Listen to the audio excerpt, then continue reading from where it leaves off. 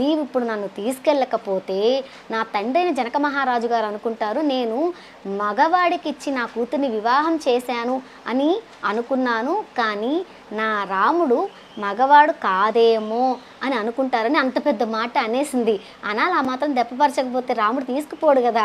రాముడు కోసం అంటే తన భర్త కోసం తను వెళ్ళాలనింది. అదే కాకుండా కొంతమంది మహర్షులు మా ఇంటికి వచ్చినప్పుడు నా చేతులు చూసి నీకు అరణ్యవాసం ఉందమ్మా అని చెప్పారు.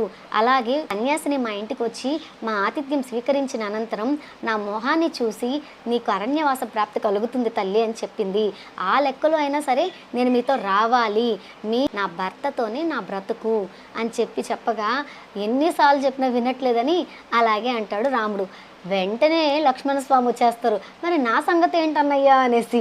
అప్పుడు అంటాడు, సుమిత్ర ఒక్కటే మాట అంటుంది, తల్లి సీత తండ్రి రాముడు, ఇకపై నీకు తల్లి తండ్రి రాముడు సీతయ్యను, వాళ్ళకి సేవ చేసుకుంటూ సుఖంగా ఉండు నాయన అరణ్యంలో కూడా అని చెప్తుంది. అంత గొప్పది సుమిత్ర, అంత గొప్పది సుమిత్ర గురించి మనకి ఎంత చెప్పినా తక్కువ. చాలా గొప్ప. సీతా లక్ష్మణులతో రాముడు ఇంకా అరణ్యానికి ప్రయాణం అవుతూ తన తండ్రికి వీడుకోలు చెప్పడానికి తండ్రి